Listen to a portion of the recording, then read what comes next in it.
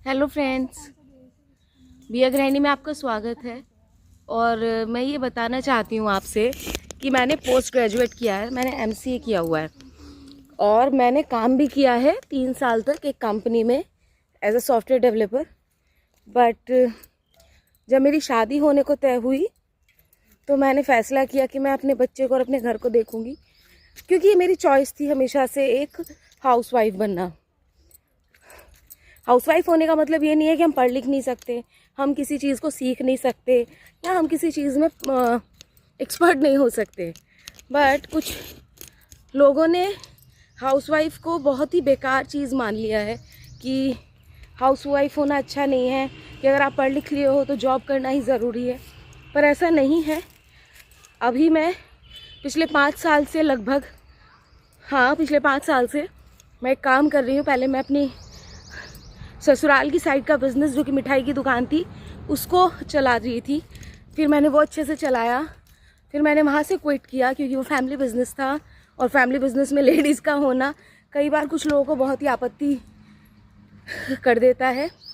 और अब मैं अपना नर्सरी का बिज़नेस चला रही हूँ। ये मुझे खुशी देता है, लेकिन चंद औरतें जो परिवार की होती हैं, बाहर की नहीं, फैमिली के ही चंद लोग, मैं औरतें भी वर्ड नहीं बोलूँगी, चंद लोग जो ढंग से 10वीं भी पास नहीं करे होते हैं, वो हमारी चीज़ों को, हमारी एक्सपर्टीज़ को इतना ख़राब और इतना ख़त्म कर देते हैं अपने लालच में।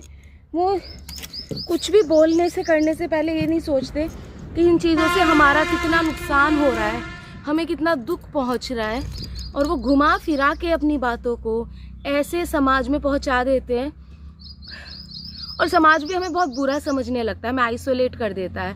फिर वो चीज़ें जो हम भुगतते हैं, हमारी पढ़ाई लिखाई काम नहीं आती और हम इस बातों में खो जाते हैं कि अरे इसने तो हमें ये कह दिया, इसने हमें ये कह दिया, हम खो ही देते हैं। और ये समझने के लिए हमें बहुत समय लग जाता है कि ये लोग जो कह रहे हैं वो गलत है, हम तो ऐसे हैं ही नहीं, हम क्यों रिएक्ट करके इनकी बातों को वेरीफाइड कर रहे हैं। लेकिन ये समझने में इतना समय लग जाता है ना कहीं वो चीज़ें सच होती चली जाती हैं। और फिर समय आता है कि हमें अपने आप के लिए ही लड़ना पड़ जाता है। अरे हम ऐसे नहीं हैं, ऐसे नहीं, कोई नहीं मानता है। एजुकेशन से अगर मैं किसी को जज करूं तो मैं भी गलत कर रही हूँ।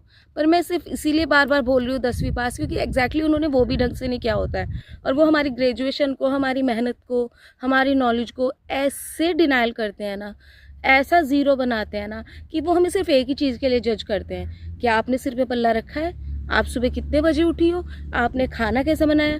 और लिटरली बताऊँ क्या होता है, मैं बताऊँ, अगर आप कुछ अच्छा कर भी रहे हो ना तो वो लोग पता है कैसे करते हैं, ये तो हमने भी करा था, तुम कौन से स्पेशल कर रहे हो, ऐसा होता है। तो आप नहीं जीत सकते उनसे, आप उनसे बातों में जीत ही नहीं सकते हो, तो उनसे लड़ना ही नहीं। लड़ना हमेशा समझदारी नहीं होता है, बहस करना हमेशा समझदारी नहीं होता है।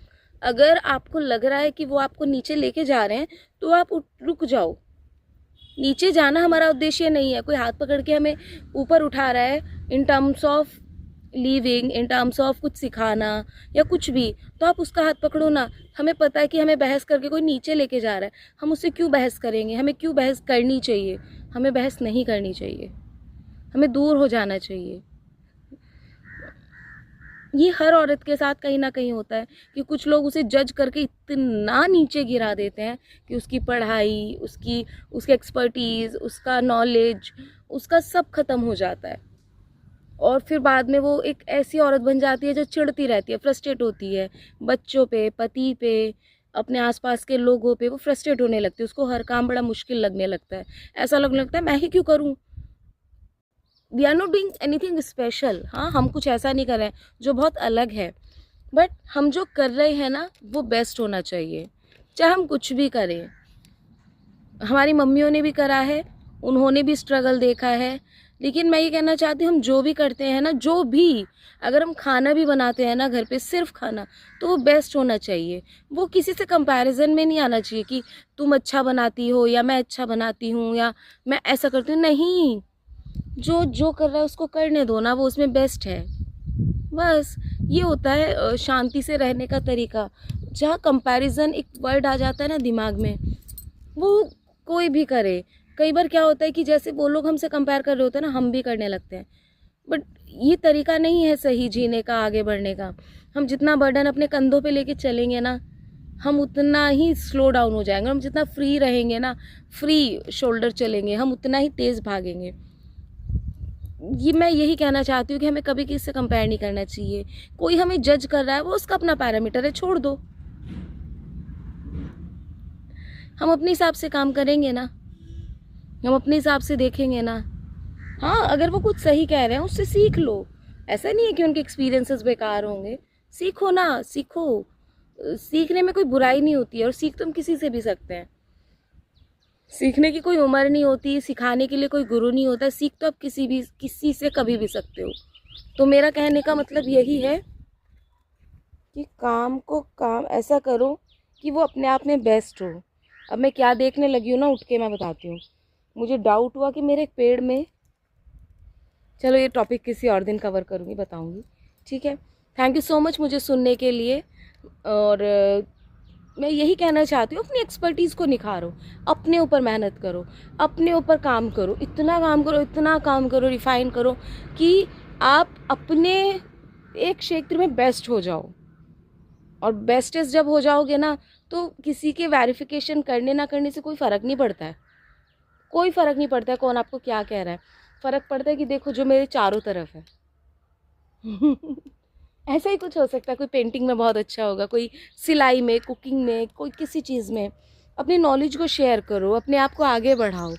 नॉलेज को जितना शेयर करते हैं वो उतना बढ़ती है, और उतना ही हमारे लिए दो रास्ते और खोलती है चीज़ों के। रास्ते इन द सेंस, लोग रेस्पेक्ट करने लगते हैं, लोग सुनने लगते हैं। बट अगर चे में लगे रहेंगे तो क्या ही फ़ायदा। ओ देखो,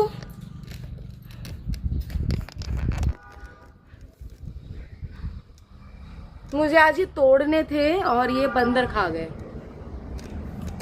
बंदरों ने खा लिया इनको। खैर से चलो, थैंक यू सो मच। और एक और, ओहो, आज तो बंदर बहुत नुकसान कर गए। वन मोर पपाया दे, ले गए वो। चलो, थैंक यू सो मच मुझे सुनने के लिए। धन्यवाद।